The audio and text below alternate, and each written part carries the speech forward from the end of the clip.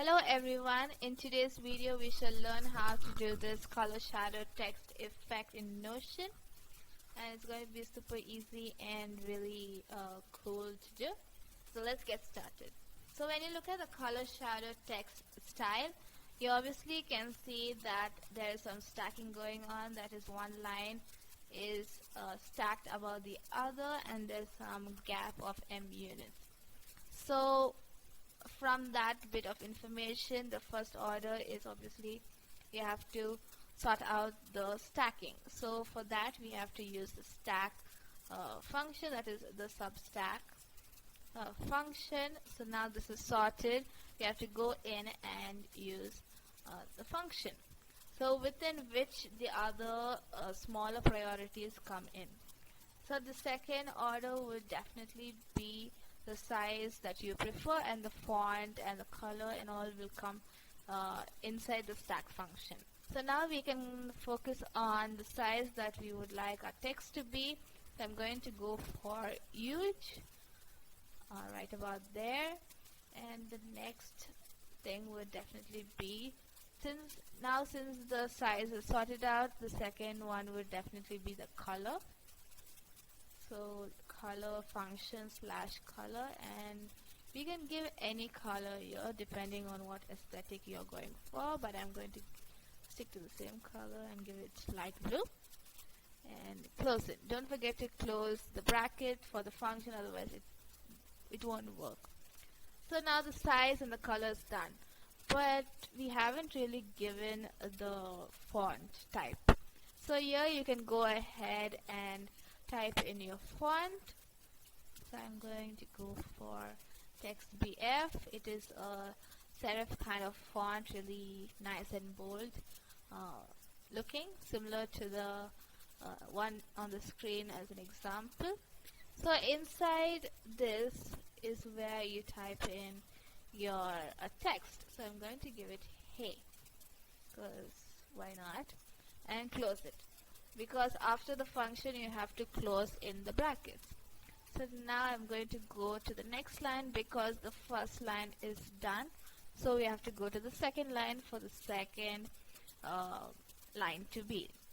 So to do that, we have to put in double backslash, and I'm going to hit shift and enter so that it's like in the second line, but in the equation it's not necessary for you to hit enter.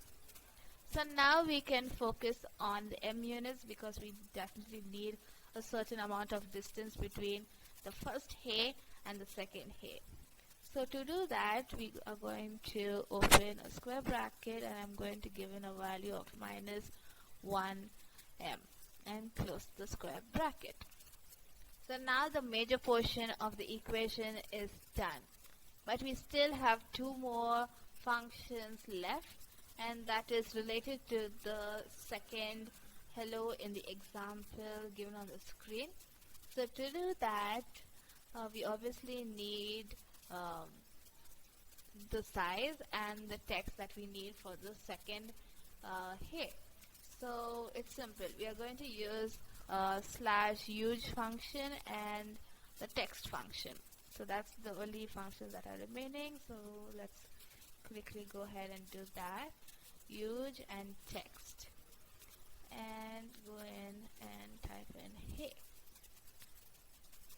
and close in the bracket. Okay, so the second bracket is this is closed, and this is also closed, and this is also closed. So this bracket was related to this, so we already did that, so that's really good.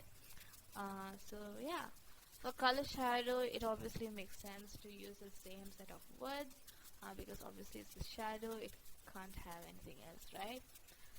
So yeah, so let's go ahead and test this code out. So I'm going to just type in a random word, or maybe the same word, and I'm going to copy this and highlight, create an equation, and paste it right there, and click enter.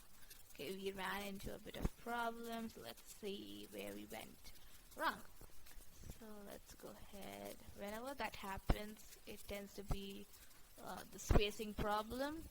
I'm going to hit delete of one space, and there we go, and hit done. So turn into heading 1 so that you guys can see. Ooh, this is really nice. Okay, yeah, so this is really nice. It has that shadow effect going on.